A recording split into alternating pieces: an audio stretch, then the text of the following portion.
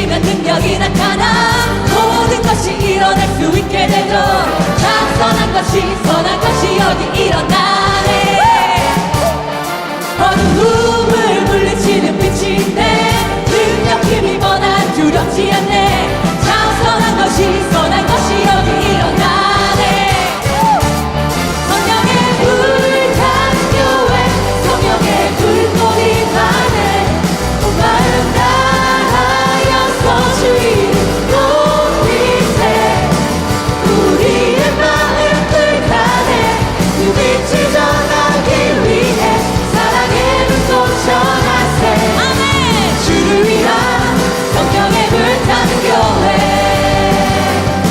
성령님이 마시면 능력이 나타나 모든 것이 일어날 수 있게 되죠. 찬선한 것이 여기 일어나네. 어두움을 물리치는 빛인데 두렵지 않네. 찬선한 것이 여기 일어나네. 성령의 불타는 교회 성령의 불꽃이 나네. 온 마음 다하여서 주의 높이세. 우리의 마음 불타네. 그 빛을 전하기 위해 사랑의 불꽃 전하세. 주를 위한 성령의 불타는 교회. 성령의 불타는 교회 성령의 불꽃이 나네. 온 마음 다하여서 주의 높이세. 우리의 마음 불타네. 그 빛을 전하기 위해 사랑의 불꽃 전하세. 주를 위한 성령의 불타는 교회. This is church on fire.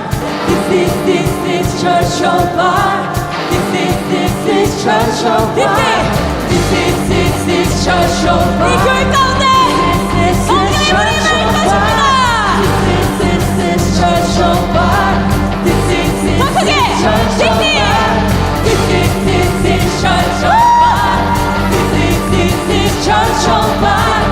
This is church on fire. This is 온 힘을 다해. This is church on fire. This is church on fire. This is church on fire.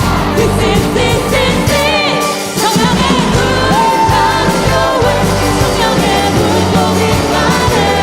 온 마음 다하여서 주의 높이세. 우리의 마음 불타네. 그 빛을 전하기 위해 사랑의 불꽃 전하세. 주를 위한 성령의 불타는 교회. 성령의 불타는 교회 성령의 불꽃이 나네. 온 마음 다하여서 주의 높이세. 우리의 마음 불타네. 그 빛을 전하기 위해 사랑의 불꽃 전하세. 주를 위한 성령의 불타는 교회.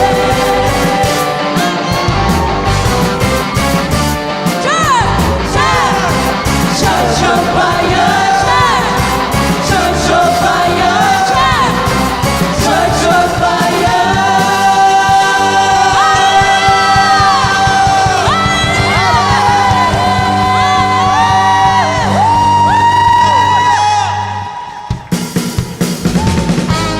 할렐루야. 성령의 불타는 교회는 모든 대적을 취하고 승리하는 교회임을 선포합니다.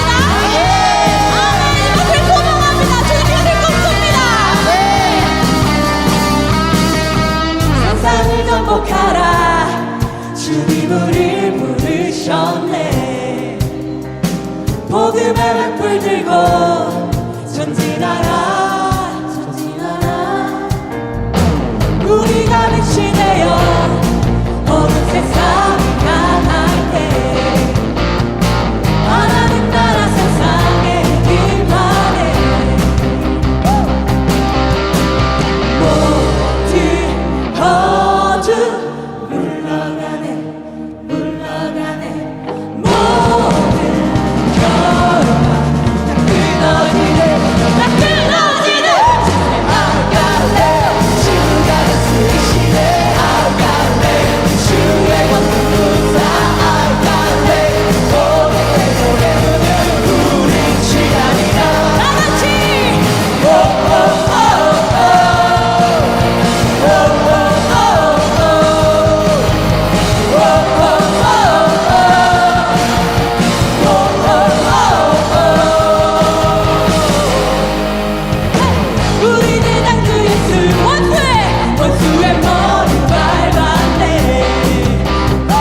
죽음보다 쓰리 권능의 주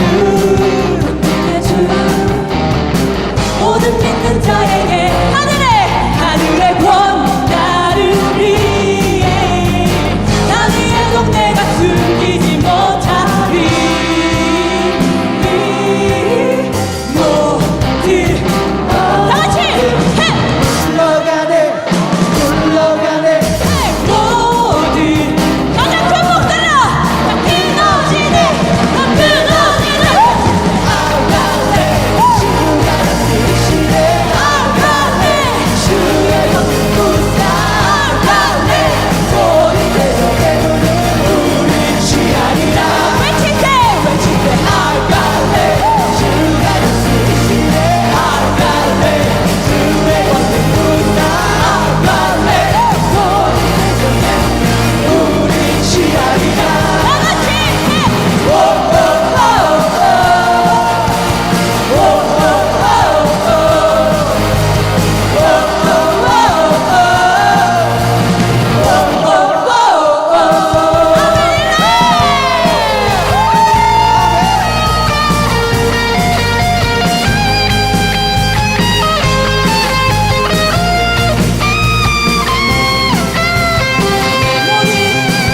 모든 어둠 물러가네 물러가네 모든 결박 다 끊어지네 다시 한 번 더 모든 가장 큰 목들여 물러가네 물러가네 모든 결박 다 끊어지네 다 끊어지네 아갈래 주가 쓰시네 아갈래 주의 원수사 아갈래 모든 대적의 우리 취하리라 외치세 아갈래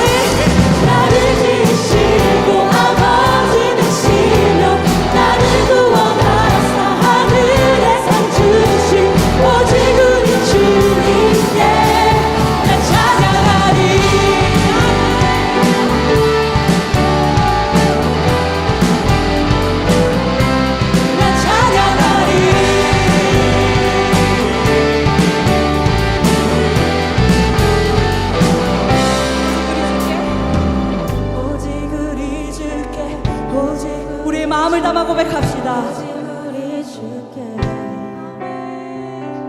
오직 우리 주께 오직 우리 주께 오직 우리 주께 오직 우리 찬양받기 합당하신 나의 생명 대신 아멘. 오직 우리 주께 오직 우리 주께 오직 우리 주께 오직 우리 주께 오직 우리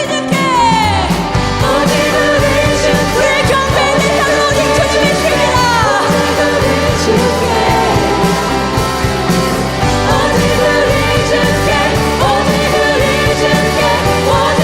다시 한번 우리의 모든 것 대신 우리의 생명 대신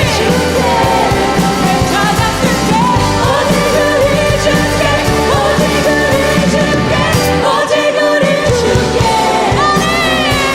나를 지으시고 아버지 되시며 나를 구원하사 하늘의 선자니 나를 지으시고 아버지 되시며 나를 구원하사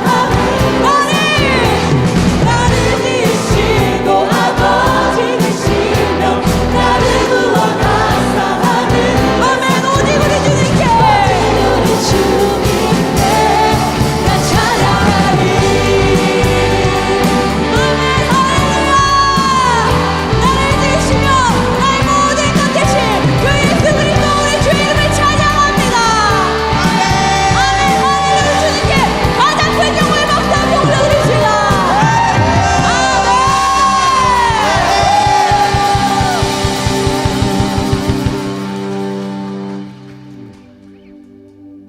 자, 한번 감사의 박수 올려드릴까요? 네.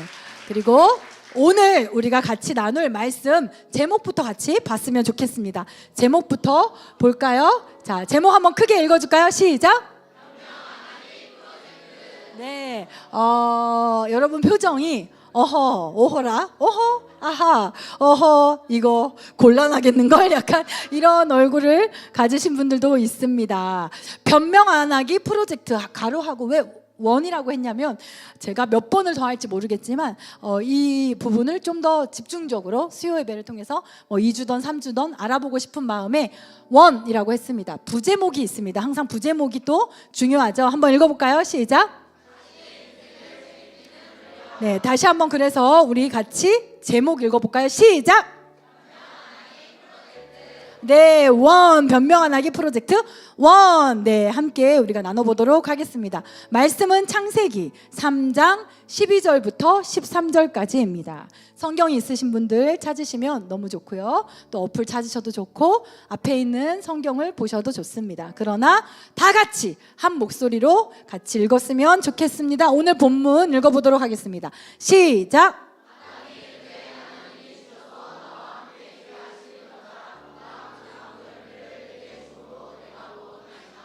여호와 하나님이 여자에게 이르시되 내가 어찌하여 이렇게 하였느냐.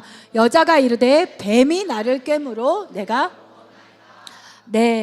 변명 안 하기 프로젝트란 제목. 근데 부제목은 나의 인생을 내가 책임지는 그 책임에 대한 것을 같이 얘기해 보고자 합니다. 왜 이것을 얘기하고 싶었냐면요. 우리 이 시대, 특히 MZ세대, 저희가 살 때만 해도 책임감을 되게 중요한 미덕으로 많이 배웠거든요. 학교에서도 많이 배웠고, 오죽하면 목사님이 가르쳐 주신 국민교육 현장에도 책임이 있잖아요. 나는 잘 살아야 될 책임이 있어요. 나는 승리하고 성공해야 될 책임이 있어요. 아주 이 역사와 민족의 거룩한 중후한 역사의 사명을 띠고 태어났기 때문에 잘 살아낼 책임이 있다는 것을, 그 말이 무슨 뜻인지도 모르는 초등학교 때부터 그걸 읊었거든요. 그거를 선언하고 공부를 하게끔 담임 선생님들이 그렇게 하셨거든요. 그런데 이게 막 정치적인 이유로 막 이거 박정희 대통령이 만들었다는 그것 때문에 막 이렇게 해서 이게 사라졌어요. 그리고 그러다 보니까 우리 시대에, 우리 문화 속에 책임을 전가하는 그러한 문화가 정말 많아요. 그게 별로 잘못도 아닐 수도 있고, 변명이라는 건 사실 팩트인 게 되게 많거든요. 그러니까 딱히 그게 뭐 죄도 아닐 수도 있고 이렇지만, 오늘 본문이 어디죠? 창세기면 성경책 어디 나오는 거죠? 맨 앞에 나오는 거죠. 이 변명과 책임 전가라는 것은 이 죄인된 인간에게 근원적인 죄의 문제라는 거예요. 그래서 이것에 대한 의식을 가지고 우리가 이것을 변명이 아닌 책임을 지며 나아가는 삶으로 나아갈 때 놀라운 건 하나님이 역사하시는 게 있다는 거예요. 아멘.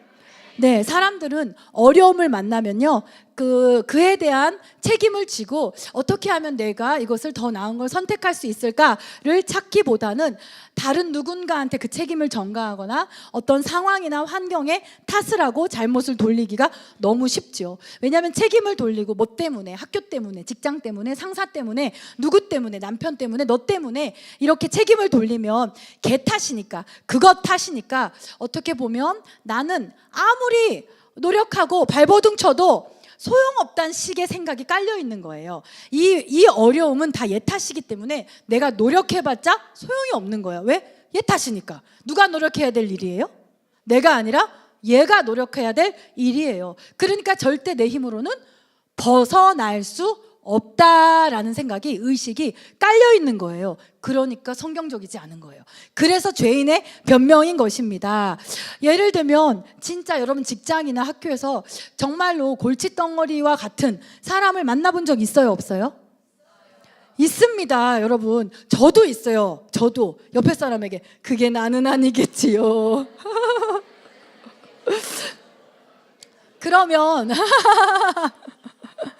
그러면 진짜로 실제 잘못은 누가 했을까요? 그 사람이 한 게 대부분 맞을 거예요. 여러분을 힘들게 하고 여러분에게 막 스트레스가 되게 하고 부당하게 하고 해서 여러분의 마음을 상하게 했다면 실제 잘못은 그 사람이 한 게 맞을 거예요. 그럼에도 불구하고 우리가 그런 사람을 대할 때에, 그럼 내가 그러한 부당하게 하는 상황과 사람을 대할 때 나는 어떤 책임을 질 수 있나? 어떤 책임 있는 조치를 취할 수 있는지를 우리가 안다면, 사람뿐만이 아니라 어려운 환경 또 어려운 상황에 부딪혔을 때 상황 탓을 하면 너무 쉽지만, 그럼 내가 이 상황에서 내가 질 수 있는 책임은 뭔가라는 조치를 어떻게 취하는지를 안다면요, 너무 놀라운 건 성경에도 있고 관계도 상황도 바꿀 수 있다는 거예요. 근데 사람들은 관계와 상황이 바뀌어야 된다고 생각하는데 그게 아니라 내가 나의 책임의 몫을 감당하면 관계도 상황도 바뀔 수 있다는 것입니다. 그래서 오늘은 이해를 돕기 위해서 부제목들을 좀 붙여봤습니다. 첫 번째 부제목 볼까요? 시작! 네, 저는 조금 여러분 파이팅이 넘쳤으면 좋겠습니다. 수요일은. 하프타임은 어떤 용어죠? 운동 경기에서 많이 쓰는 용어죠, 그렇죠? 하프타임 때 코치들이 어떻게 하죠? 에휴, 글렀어. 대충 하고 이렇게 하나요, 코치들이? 막 야 정신 차려 막 이러고 하잖아요, 그렇죠? 저는 그런 역할인데요. 그럼 선수들은 어떻게 해요?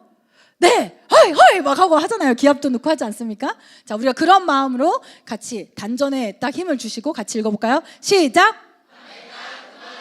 좋아! 파이팅! 예, 아멘! 제가 되게 황당한 그 책의 내용을 봤습니다.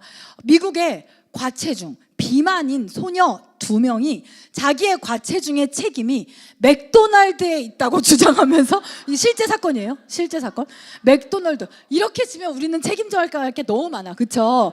BBQ 치킨도 책임 있죠. 뿌링클도 책임이 있죠. 족발도 책임이 있죠. 감자탕도 책임이 있죠. 힘들 땐 뼈다귀도 책임이 있죠. 너무 책임이 많아. 근데 어쨌든 자신들의 비만이 맥도날드에 책임이 있다고 주장하면서, 왜냐하면 맥도날드의 음식은 육체적으로 정신적으로 너무 중독성이 있다라고, 그리고 해롭다라고 주장하면서 고소를 했어요. 실제로. 그래서 미국에서 판결이 나왔습니다. 어떻게 판결이 나왔냐면, 맥도날드 햄버거가 건강에 좋지 않다는 것을 잠재적으로 알고 있었고, 그럼에도 자신의 만족을 위해 슈퍼사이즈 제품을 과하게 먹었다면 맥도날드 탓을 할 수 없다라는 결론이 나왔습니다. 당연한 거잖아요. 그렇죠? 근데 어떻게 하다 이 소녀들은 이러한, 남 탓을 하다 못해 어떻게 여기까지 생각하게 되었을까? 어렸을 때부터 그저 오냐 오냐 오냐 오냐 이렇게 자라났을까? 아니면 어렸을 때부터 너무 비판적인 환경에서 야 네가 이렇게 취업 못하는 건 정부 탓이야, 네가 살찌는 건 맥도날드 탓이야, 너가 이렇게 하는 건 더 친구 탓이야, 네가 성적 안 오는 건 무능한 선생님 탓이야, 이러한 환경 속에서 자랐을까? 아니면은 부모가 훈육을 제대로 하지 않고 그저 친구처럼 그저 아이와의 관계를 상할까 봐 그냥 전전긍긍하는 그런 부모 밑에서 자라서 이렇게 됐을까? 어쩌다가 이렇게 됐을지는 모르겠지만, 그러나 분명한 건 오늘 우리가 본문 성경을 읽은 것처럼 이렇게 남에게 책임을 전가하고 싶어 하는 것은 태초부터 있었던 죄인 대 인간의 아주 근본적인, 아주 근원적인 습성이라는 것입니다. 그래서 두 번째, 시작. 그래서요, 하나님이 아담에게 너는 왜 햄버거를 먹었느냐 라는 질문하고 되게 비슷한 질문을 하셨잖아요. 왜 선악과를 먹었냐고. 그죠? 왜 선악과를 먹었느냐라는 질문을 했을 때 아담이 뭐 어떻게 했습니까? 가장 먼저 하나님께 일어난 상황에 대한 이유를 인류 최초로 묻는 하나님께 인류 최초의 인간의 대답은 무엇이었습니까? 아까 본문인데요, 창세기 3장 12절 다시 한번 읽어볼까요? 시작.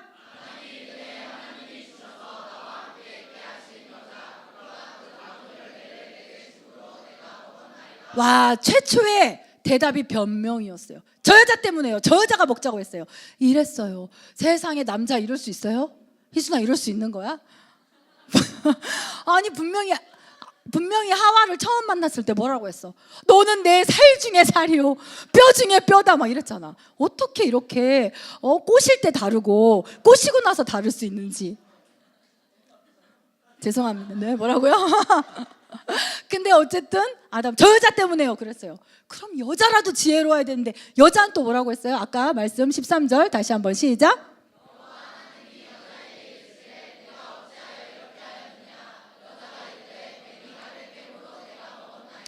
여자는 재빨리 뱀 탓입니다 했단 말이에요. 그렇죠? 그래서 옛날 어른들이 그렇게 말씀하시잖아요. 아담이 한국 사람이었으면 범죄하지 않았다.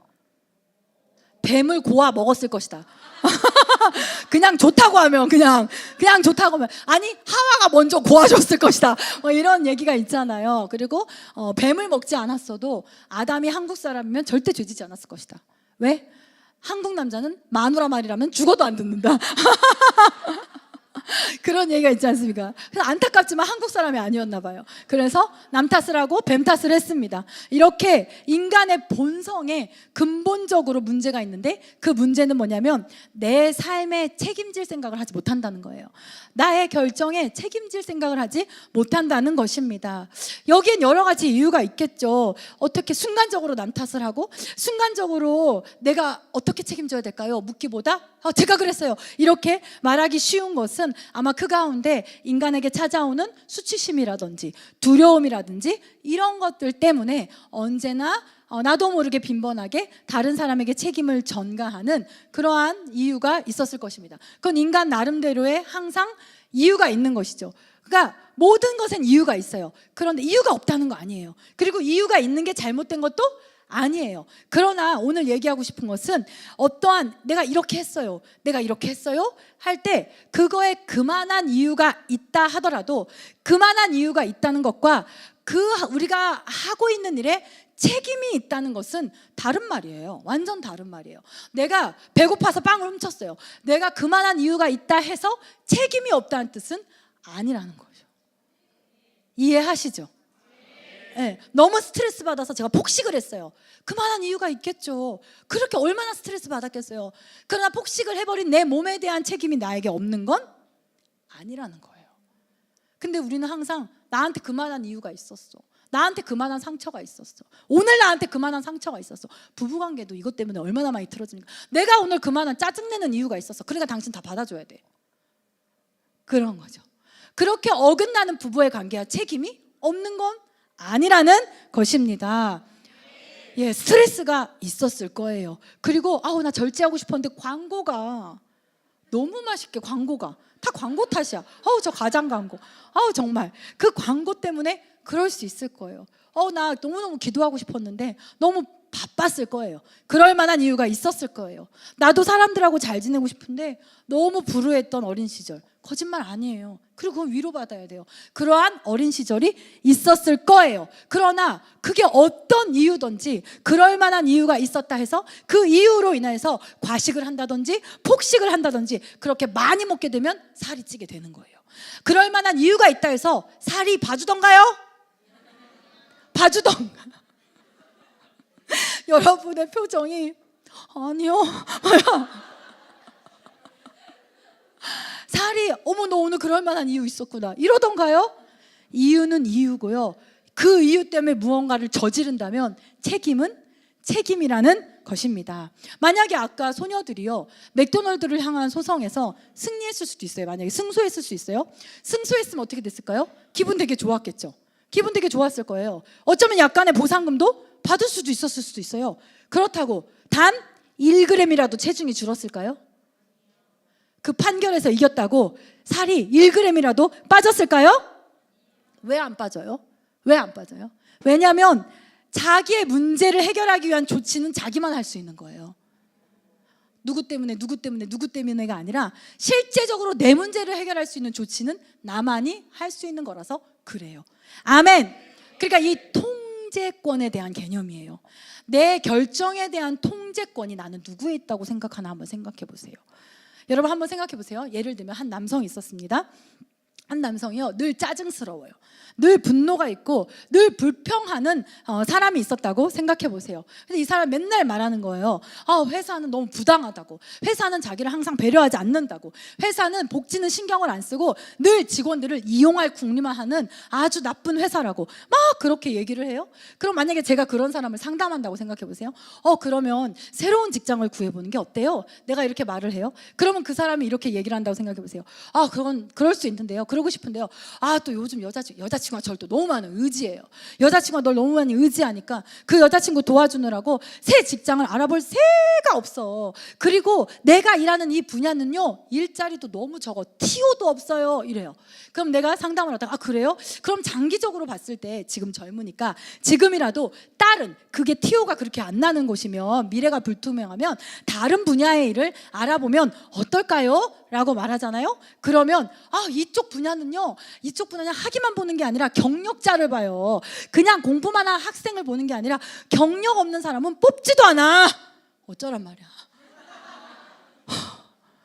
내가 이런 사람 만나봤을까 안 만나봤을까? 만나봤죠. 그럼 제가 할 수 있는 말은 딱 하나밖에 없어요. 참 힘드시겠어요. 그걸 원하는 거잖아요. 그걸 원하는 거잖아요. 그렇죠? 이런 대화는 끝없이 반복되기만 해요.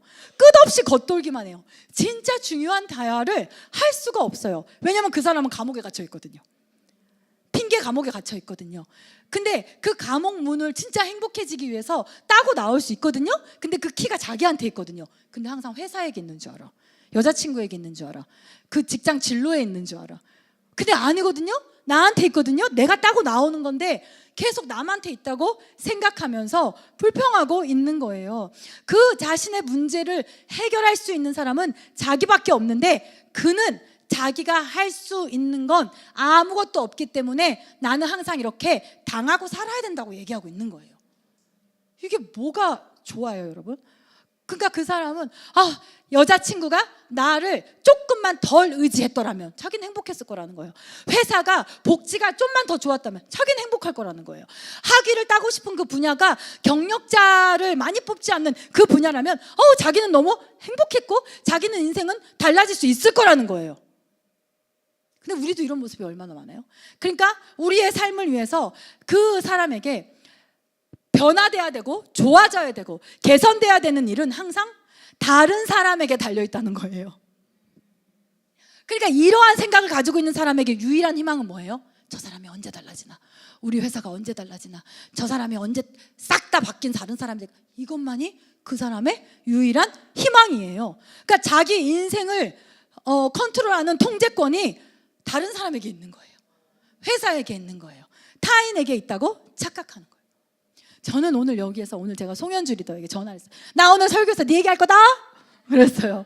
그랬더니 그럼 저 뒤에 앉을게요. 이러더라고요. 그래서 아니야, 앞에 앉아. 그래야 하나님이 나에게 충만한 영감을 주시거든. 그렇게 얘기했어요. 저는 이 남자, 이런 뭐 남성이건 여성이건 이런 분들을 많이는 아니지만 만나본 적이 있어요. 너무 답답했어요. 뭐야 어쩌라는 거야, 진짜 이 생각이 들었어요. 근데 이거에 딱 반대인 사람들, 우리 삼남매가 딱 생각이 났어요, 이 설교를 하는데. 왜냐면요, 이 송현주 자매가 그리고 이 삼남매가 항상 간증했던 거기 때문에 제가 마음 놓고 이야기를 하자면, 어렸을 때부터 예전 간증 때 송현주 자매가 살았던 비닐하우스 집 보셨죠? 보신 분들 있죠? 어렸을 때부터 가족에게 넉넉한 지원을 받는 상황이 아니었어요. 부모님들도 상처가 많았기 때문에 격려는커녕 정말 심한 매질을 당한 적도 너무나 많았어요. 격려와 위로와 보호가 아니라 오히려 너무 많은 고통과 아픔과 가난과 상처를 그 가정에 태어났다는 이유로, 이건 내가 잘못한 거 아니잖아요, 그 이유로 겪었어야 했어요. 그런데 그랬던 송현주 자매 그리고 이 삼남매가 하나님을 만났습니다. 그리고 내가 다른 선택을 할 수, 이렇게 번번이 당하는 게 아니라 나도 무언가를 선택할 수 있다는 것을 깨닫게 되었습니다. 내가 허락하지 않으면 아무도 나의 인생을 통제할 수 없고, 내가 어떤 걸 받아들이고 내가 어떤 걸 받아들이지 않을지는 내가 결정할 수 있다는 것을 제가 지금 15년 넘게 송현주 자매를 보고 있는데 아주 힘들게 하나씩 배웠습니다. 그렇죠? 네, 하나씩 배웠어요. 목사님한테 말 배우듯이 이렇게 배운 적도 있고요. 또 저기 어디에서 막 대파 누구랑 막 싸우고 나서 목사님이 왜 그랬니?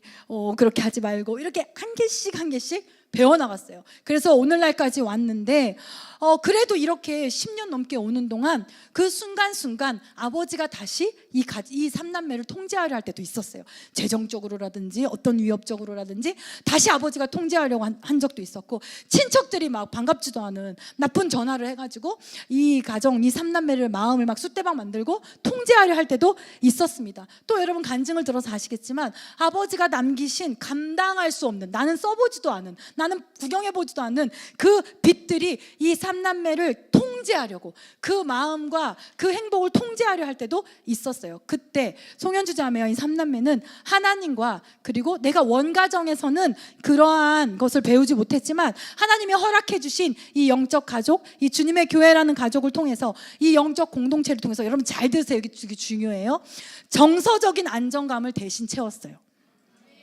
너무 중요한 거예요. 내가 원가정에서 그것을 받지 못했다 할지라도 내가 하나님의 가족 안에서 정서적인 안정감을 계속 얻고 채워나갔습니다. 어렵고 힘들고 스트레스 받아서 도망간 게 아니라, 그래서 더 성전에 나왔어요. 더 믿음의 사람들을 만나고 밥을 먹고 교제하고, 기도만 한 게 아니에요. 수다도 떨고 웃기도 하고, 나 좀 위로해줘, 나 오늘 힘들었어, 나누기도 하고 그랬단 말이에요. 그래서 이 공동체 안에서 어떻게 사람을 잘 사귀고, 어떻게 내 어려움을 토로하고, 어떻게 위로를 받고 잘 지낼 수 있는가를 배워나가기 시작했습니다. 그러니까 어린 시절의 그 고통스러웠던 그 관계에서 하나씩 벗어나서 이제는 내가 직접 좋은 관계를 선택할 수 있다는 것을 배워나간 거예요. 우리 관계도 그렇고 성선미 자매도 그렇고 다 어려웠기 때문에, 그리고 어려운 환경을 보고 자랐기 때문에 무엇이 어떤 사람이 좋은 사람인지, 어떤 사람이 내가 분별해야 될 사람인지를 가르는 게 어려웠어요. 그렇잖아요, 여러분. 교회 안에 있으면서도 세상 속에서 나를 꼬이는 사람이 어쩔 땐 되게 좋은 사람처럼 보이고, 나를 사랑해서 기도해야 돼, 너 그렇게 가면 안 돼 라고 말하는 사람한테 왜 내 마음을 몰라줘? 나쁜 사람으로 보고 이럴 수 있잖아요. 이것을 배워가면서 그 분별력, 그리고 내가 선택할 수 있다는 것을 배우기 시작했어요. 그래서 지금 우리가 계속 또 송현주 자매 건강을 놓고도 많이 중보하잖아요. 그건 무슨 말이에요? 지금도 여전히 건강 등을 놓고 기도하고 있고, 그 상황 가운데 어떤 건 즉각 응답이 오는 것도 있고, 어떤 상황은 즉각 변화되지 않는 상황이 있지만, 그렇다 해서 이들은 더 이상 하나님을 원망하거나 하나님 계셔 하면서 의심하지 않는다라는 거예요. 오늘 하루하루를 내가 어떻게 살지를 하나님께 구하며 하나님의 인도하심을 받으며 살더라라는 것입니다. 이들의 인생에 자원이 풍족했나요? 금수저였나요? 아주 사랑 주고 울타리 노릇을 든든히 해주는 부모님이 딱 버티고 계셨나요? 아니요. 환경이 어려웠어요. 부모님 벌써 다 하늘나라 가셨잖아요. 그리고 자원이 너무나 부족했어요. 근데 이들은 더 이상, 우리가 이들을 볼 때 저들은 불우한 어린 시절과 가난에 휘둘리는 참 가엾은 아이들이다 이렇게 보지 않잖아요. 그리고 자기 자신들도 자기 자신들을 볼 때 나는 어릴 때부터 원치 않는 환경에, 원치 않는 가난에 휘둘린 너무나 불쌍한 인생이야. 나처럼 불쌍한 사람 없어. 그렇게 살지 않잖아요. 이들이 어떻게 고백해? 어제도 우리 송현주 자매랑 같이 이야기를 했지만 그들은 하나님이 주신 선물이라고, 내 삶은 하나님이 주신 선물이라고, 너무나 값지고 너무나 귀하고 너무나 즐겁다고 그렇게 고백하며 살고 있지 않습니까? 자신에게 일어난 불행한 일들과 자기가 원치 않았던 환경들이 자기를 좌지우지하지 않도록 선택하고 결정했다는 것입니다. 아멘. 나의 불행에 다른 사람의 잘못이 없다는 게 아니에요. 아버지의 잘못이 없다는 거 아닙니다. 어머니의 잘못이 있었습니다. 그런데 그거를 그 아버지가 해결해주고 그 어머니가 해결해주고 이놈의 남편이 해결해주고 이놈의 직장이 해결해주기를 바랄 때는 아무것도 일어나지 않았다라는 거예요. 우리가 그걸 어디서 할 수 있어요? 광야에서요. 광야에서 이스라엘 백성 보면 그들이 계속 탓을 했잖아요. 모세 탓을 하고 아론 탓을 하고 하나님 탓을 하고 뭐가 변했어요? 그들에게 뭐가 변했어요? 그들은 광야에서 죽었습니다. 진정한 행복을 맛보지 못하고 그냥 죽었습니다. 왜냐하면 나의 행복의 결정을 다른 사람에게 넘겼거든요. 그 사람이 변해주기만을 목 빠지게 기다리고 있었거든요. 그런 건 없다라는 것입니다.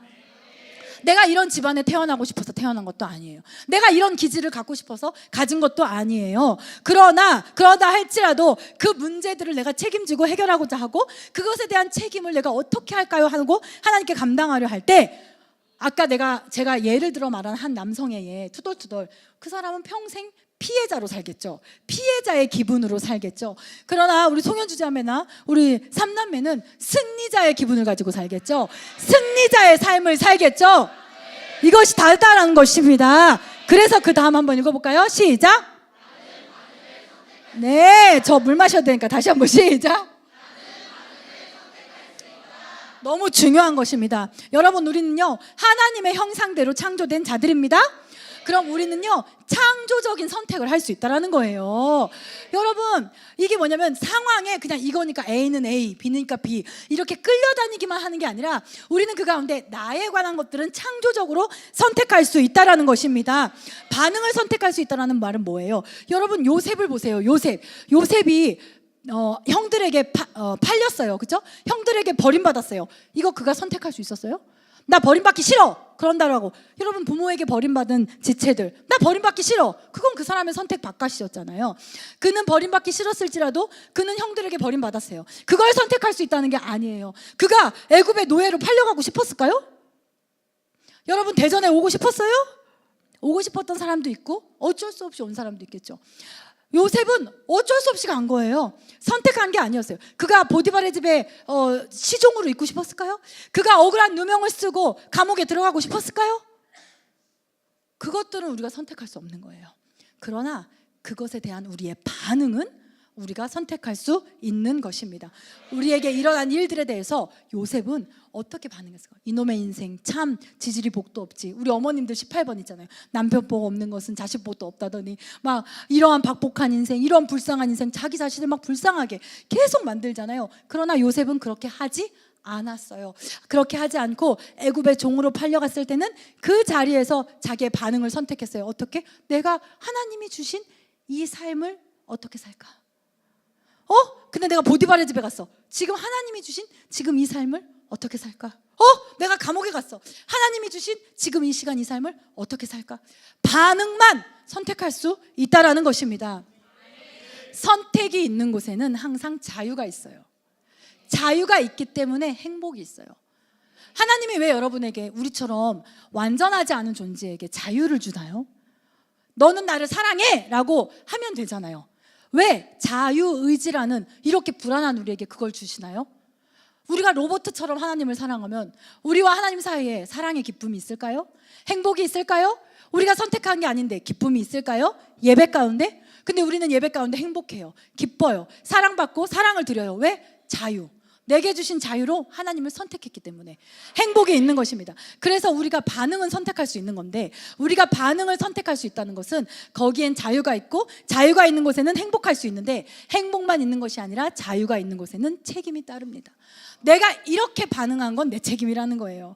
내가 남편을 일찍 여의고 싶지도 않았어요. 자식이 속 썩이는 것도 내가 뜻이 아니에요. 그러나 이 박복한 인생, 이 박복한 영 같으니라고 넌 차라리 죽어야 돼, 이렇게 반응한 것에 대한 책임은 나의 책임이라는 것입니다. 아멘. 그래서 우리가 우리의 인생을 살지만 또 내 삶에 대한 책임을 다른 사람에게 자꾸 넘긴다면 어떤 것도 내 삶에 변화는 없다. 하나님도 두 손 놓고 있을 수밖에 없어요. 내가 그 감옥을 열고 나오고 내가 책임을 지려 할 때 하나님은 나를 도우실 수 있는 거지, 다 다른 거 책임이라고 할 때 하나님도 너무 돕고 싶지만 어찌할 수 없는 것이란 말입니다. 아멘. 그래서 우리가 이것을 결정했으면 좋겠어요. 그 다음 시작. 얼마나 멋있는 인생입니까? 저는 남성도요, 책임감 있는 남성이 정말 멋있더라고요. 그래서 옛날 아버지들이 생각해보면 너무 멋있고요. 전 저희 목사님도 책임감이 느껴질 때 가장 멋있다고 생각했어요. 제가 예전에는 이런 얘기를 했었죠. 제가 개척을 했고요. 아이는 지금 이한이가 뱃속에 있었을 때 교회를 사임하고 나왔고, 도와주는 것은 정말로 거짓말 안 하고 단 한 것도 없었거든요. 그럴 때에 후원이 딱 한 곳에서 들어왔어요. 5만 원. 어떻게 살아 이거 같다. 5만 원. 근데 그러고 나서 그 시간부터 우리가 월급을 받기, 온전한 것도 아니고 부족하지만 그래도 월급을 받았다 할 수 있을 때까지 2년의 시간이 걸렸습니다. 아무도 안 도와줬어요. 저희 부모님은 개척한 줄도 몰랐어요. 왜냐면 너무 슬퍼하실까 봐. 도와줄 수 있는 형편이 아니었기 때문에. 그런데 저는 이제 철이 없는 아내였고, 남편에게 고지서가 오면 여보 우리 돈 있어? 이거 내야 되는데? 그럼 우리 목사님이 뭐라고 하셨다고요? 있어. 늘 이렇게 얘기해. 전 그게 아직도 귓가에 들리는 것 같아요. 그리고 우리 은유, 이한이 뭐 이제 유치원비가 이렇게 있어요. 그러면은 지금보다 더 많이 냈어야 됐어요. 그때는 복지가 별로 안 좋았거든요. 그럼 한 20만 원 돼요. 그때 돈으로. 은유 이거 내야 되는데 우리 돈 있을까? 왜냐면 내가 생각해도 없을 게 뻔하잖아요. 그럼 목사님 항상 있어. 은유가 딸기 먹고 싶대. 딸기 먹고 싶다는데 우리 딸기 살 수 있나? 있어. 치킨 먹고 싶대. 있어. 나 옷 사고 싶다. 있어. 전 한 번도 노를 못 들어봤어요. 그렇게 월급이 없는 상황이거든요. 그래서 저는 얼마나 철이 없었냐면, 우와 하나님 우리 집 됐다 사랑하시나 보다. 우와 이게 뭐야? 와 이럴 수가 있어? 저는 그 목사님의 책임감 아래에서 너무 낭만을 잃지 않고 살았어요. 쪄들지 않았잖아요. 그쵸?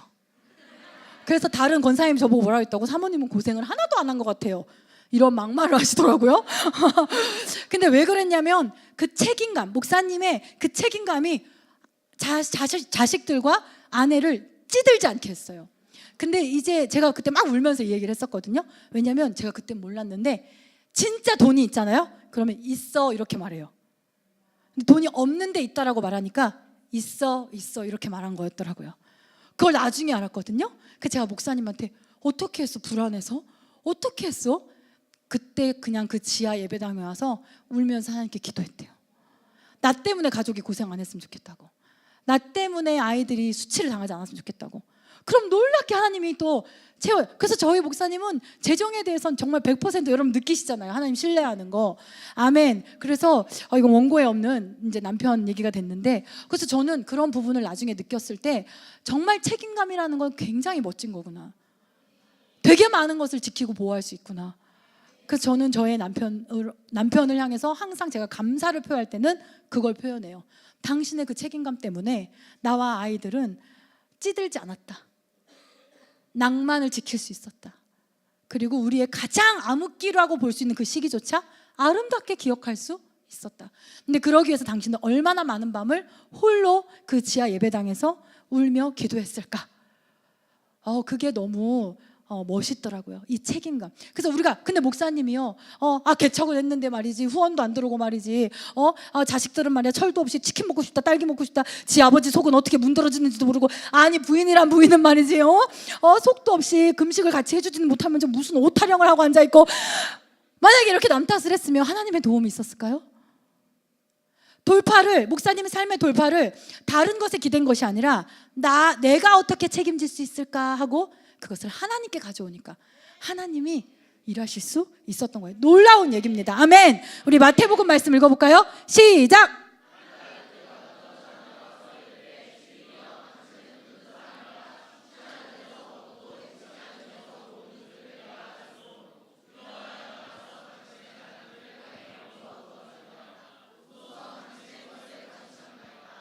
그 주인이 대답하여 이르되 악하고 게으른 종아, 나는 심지 않는 데서 거두고 해치지 않는 데서 모으는 줄로 내가 알았느냐?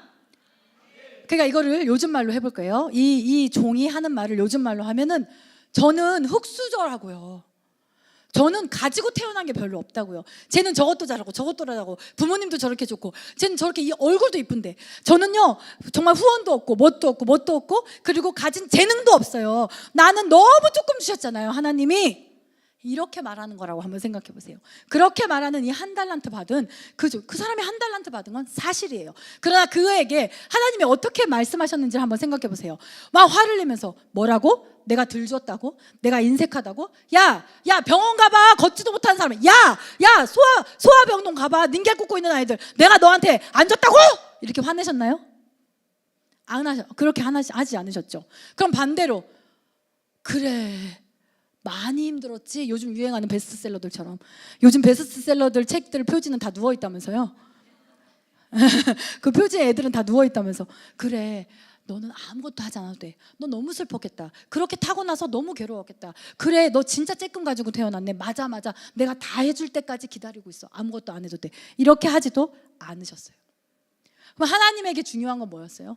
이 사람이 얼마를 받았느냐, 이게 아니라 그가 받은 것으로 무엇을 했느냐예요.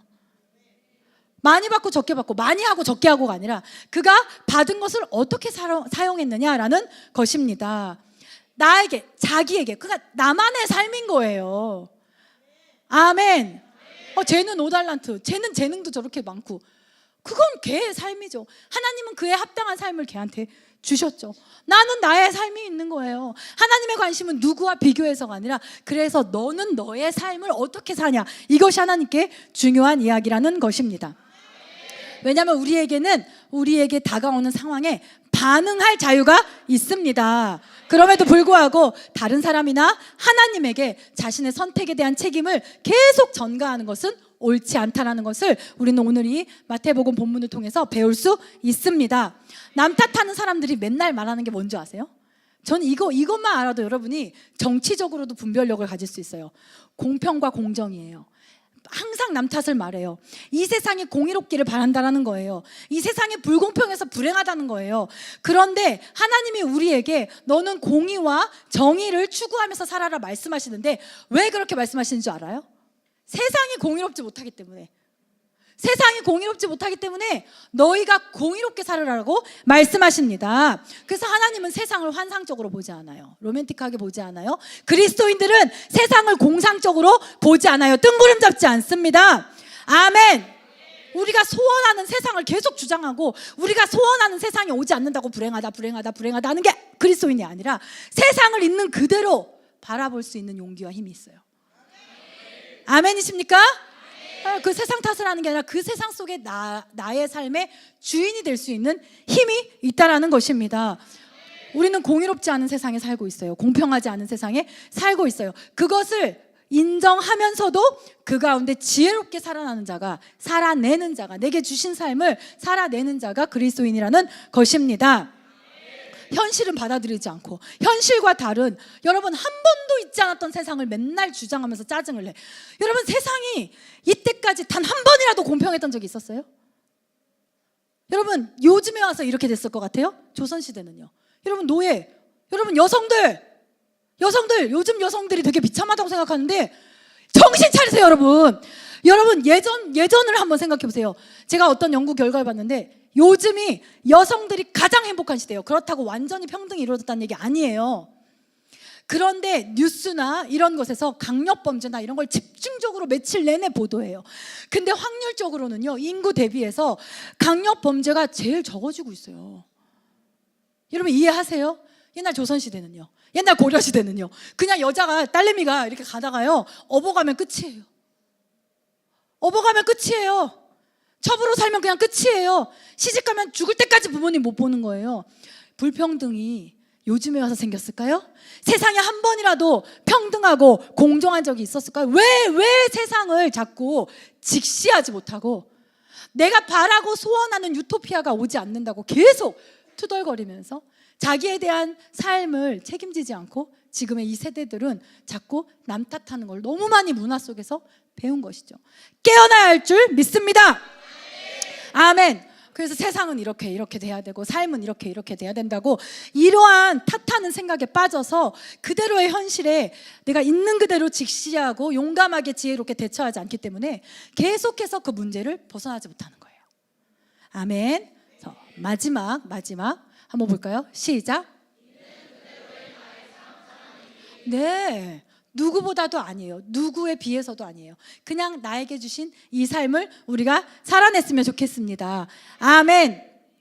세상 사람들이, 내 세론이, 내 리더가, 내 남편이, 내 자녀가, 내 아내가 내 뜻대로 변해야 된다라는, 세상이 내 뜻대로 변해야 된다라는 그 욕심만, 다 그 생각만 포기한다면 우리는 어려운 상황들을 풀어갈 수 있습니다.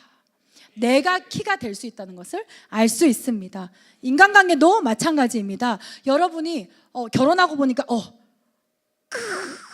큰일 났다, 이러한 경우도 있을 수 있어요. 네, 또 누구를 직장에서 상사로 딱 만났는데 아찔하다, 이럴 수 있습니다. 그러나 그것 때문에 난 불행하고 있어, 난 계속 불행할 거야가 아니라 그 사실을 현실로 받아들이면서 문제를 풀어가야 된다는 것입니다. 왜냐하면 저 사람이 변해야 내가 행복하다고 한다면 저 사람이 변할 때까지 난 불행하잖아요.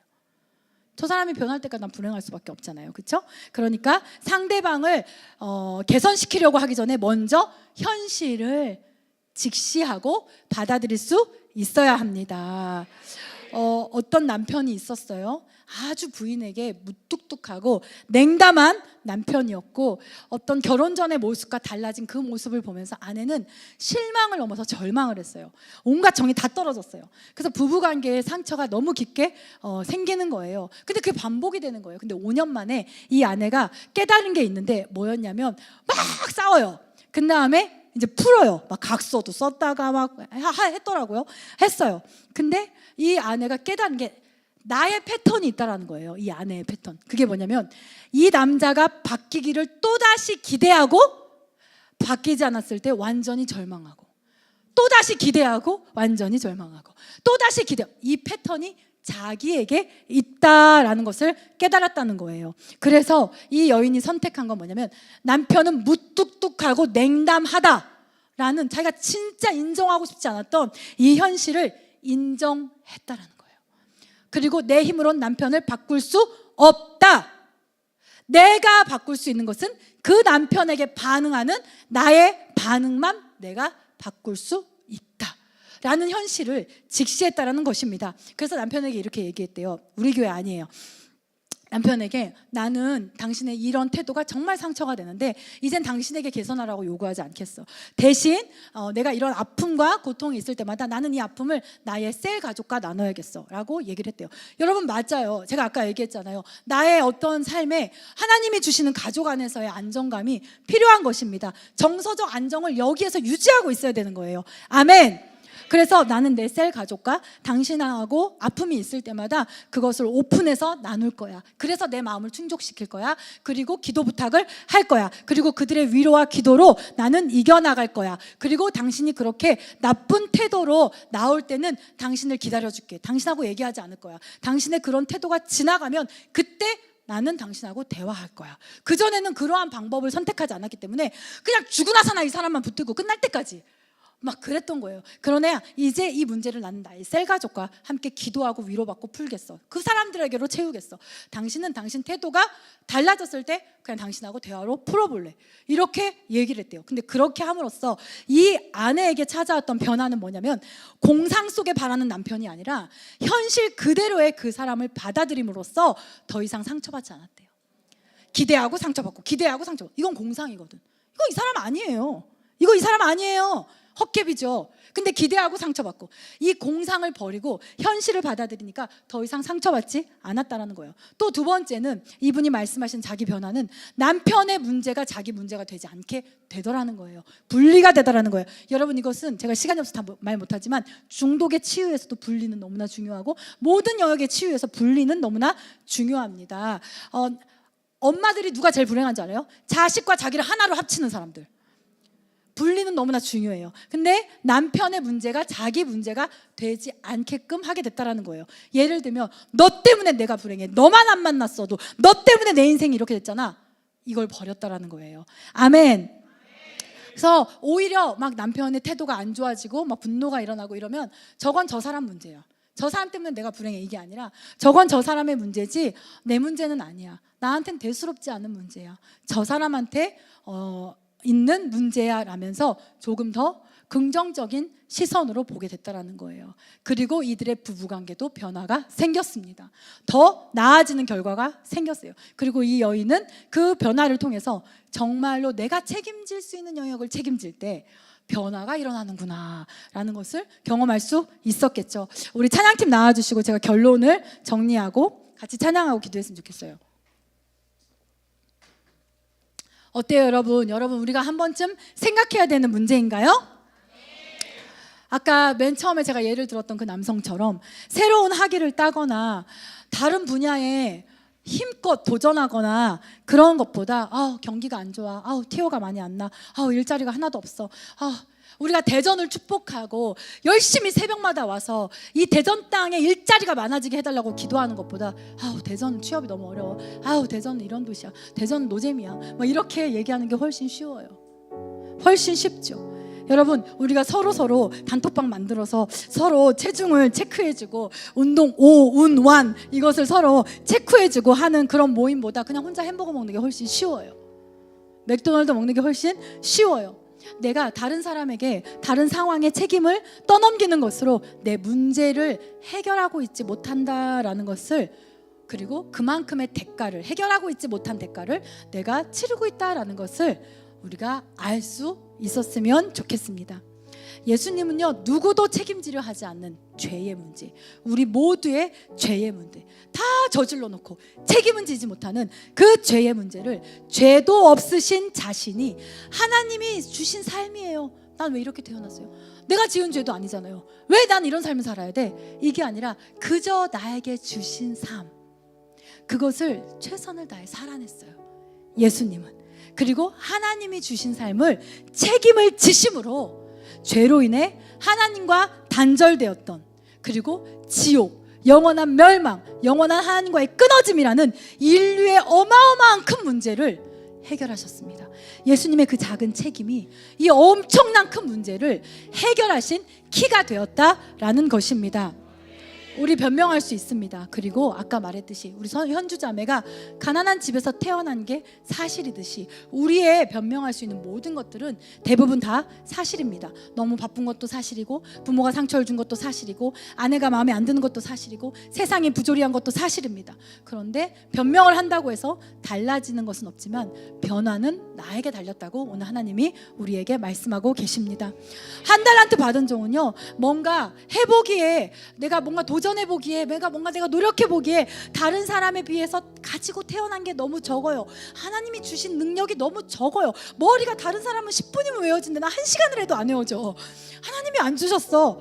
사실일 수 있어요. 그러나 하나님은 우리에게 요구하시는 게 뭐냐면, 그게 사실이 아니라고 말씀하시는 것이 아니라, 너는 공상력을 가지지 말고 세상을, 현실을 똑바로 보고 그에 맞는 삶을 살아라 라는 것입니다. 아멘. 제가 마지막으로 진짜 좋은 소식 알려드릴게요. 우리가 책임의식을 가지고 책임지기로 결정할 때 그것은 나 혼자 책임져야 한다는 뜻이 아니에요. 놀랍죠? 남 탓을 할 때는 기다리셨던 하나님께서 내가 책임지기로 결정할 때 하나님 그 책임을 같이 져 주십니다. 하나님이 우리와 함께 하시고 기적을 일으키십니다. 내가 송현주 리더가 아버지 나한테 몇억 몇천의 빚 내가 썼어요? 진짜 이렇게 했을 때는 하나님의 책임을 같이 못 느꼈을 거예요. 그러나 나에게 온 이거 하나님 나에게 해결하실 거니까 이거 나에게 보내셨죠. 눈물로 기도했습니다. 그때 어땠나요? 하나님이 같이 책임져 주셨잖아요. 우리가 말하면 입이 아플 정도로 놀랍게 재판과 모든 상황에서 기적적으로 다른 사람에게 일어나지 않는 일이 예외적으로 몇 번이나 일어남을 통해서 이것을 하나님이 같이 책임져 주셨지 않습니까? 그렇게 하나님은 홍해를 가르시고 물고기 2마리 빵 5덩이로 5,000명을 먹이신 분이십니다. 그런 분이 우리에게 책임을 지라고 말씀하시고 그 책임을 함께 지겠노라 약속하십니다. 어떻게 함께 져주시는지 아세요? 이거 진짜 좋은 소식인데요. 우리가 상황은 선택할 수 없지만 반응은 선택할 수 있잖아요. 우리가 그렇게 할 수 있는 일, 내가 할 수 있는 일을 하면요, 하나님은 내가 할 수 없는 일을 하세요. 거기서 기적이 일어나는 거예요. 송현주 리더가 할 수 있는 반응에 선택을 했어요. 불평하지 않았어요. 원망하지 않았어요. 잠수 타지 않았어요. 예배당에 와서 울지언정 하나님을 찾았어요. 부정적인 말 하지 않았어요. 죄짓지 않으려고 끊임없이 믿음을 선포했어요. 근데 그 몇 억 몇 천을 탕감하는 것은 송현주 리더가 할 수 있는 일은 아니었어요. 내가 할 수 있는 건 믿음을 유지하는 거고, 하나님을 신뢰하는 걸 할 수 있는 거였어요. 그랬더니 하나님은 우리가 할 수 없는 일을 행하셨어요. 이게 너무나 좋은 소식입니다. 그러나 우리가 스스로 할 수 있는 일을 하지 않을 때는 하나님도 일하지 않으세요. 계속 남 탓하고 세상 탓하고 누구 탓하고 아파 탓하고, 그때는 하나님도 일하실 수 없어요. 왜요? 하나님은 하나님의 일을 하시는 거고요, 우리는 우리의 일을 해야 합니다. 아멘. 여기서 또 하나 좋은 소식은 우리가 우리의 일을 할 수조차 없을 때, 그때도 하나님의 도우심이 있다라는 것입니다. 하나님은요, 우리에게 할 수 없는 걸 하라고 하지 않으세요. 우리에게 감사할 수 없는데 감사하라고 한다거나, 믿음을 가질 수 없는데 믿음을 가지라고 하지 않으세요. 하나님이 그렇게 하라고 하셨을 때는 우리가 할 수 있다는 뜻이에요. 아멘. 그래서 네가 할 수 없는 것은 할 수 없다고 인정하고 하나님께 도우심을 구하고, 그리고 내가 할 수 있는 책임들을 믿음 잃지 않고 감사하고 내가 할 수 있는 최선을 다하고 하나님을 신뢰하는, 이건 내가 할 수 있는 거잖아요. 이것을 하며 나아갈 때 너무 좋으신 하나님, 책임을 같이 져주신 하나님, 영원히 풀리지 않을 것 같은 나의 그 복잡한 문제, 내가 할 수 있는 책임을 지며 나아가니 하나님은 내가 할 수 없는 것을 대신 책임지시며 나아가시더라 라는 것입니다.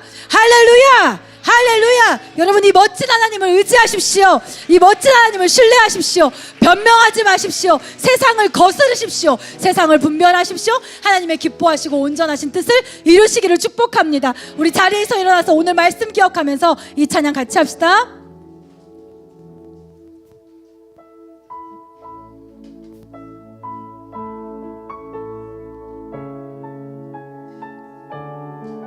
하나님의 부르심, 우리에게 이러한 삶을 주신 것, 여러분도 한 달란트의 영역들이 있을 거예요. 그거 실수 아닙니다. 여러분이 우리의 삶을 살아냅시다. 아멘. 하나님의 부르심에는 후회하심이 없네. 내가 이 자리에 선 것도 주의 부르심이라. 하나님의 부르심에는 결코 실수가 없네. 나를 부르신 하나님의 신실하심을 믿네. 날 부르신 뜻, 날 부르신 뜻, 내 생각보다 크고 날 향한 계획, 나의 지혜로 승량 못하나 가장 좋은 길로, 가장 완전한 길로 오늘도 날 이끄신 믿네. 우리 다시 한번 고백할까요? 하나님의 부르심에는 후회하시. 여러분 믿으십시오. 아멘. 내게 주신 삶을 살아내면 되는 거예요. 주의 부르심이라. 하나님의 부르심에는 결코 실수가 없네.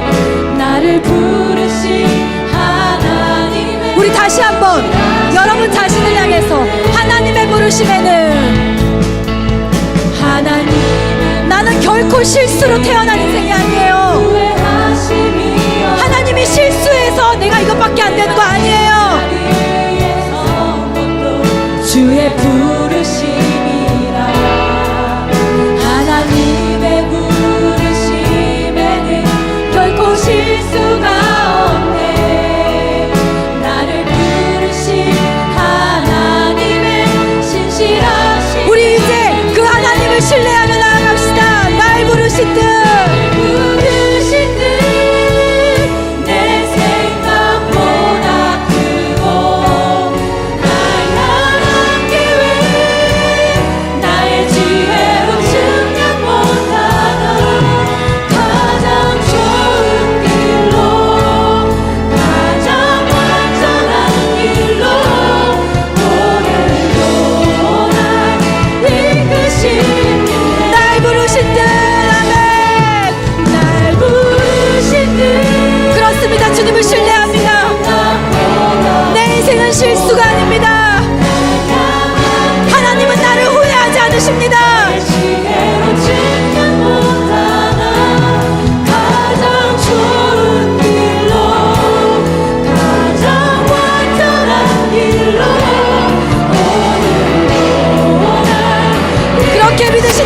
손 높이 들고 고백합시다.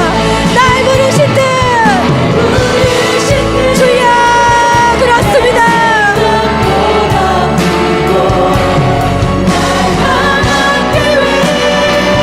나의 지혜로 증명한다.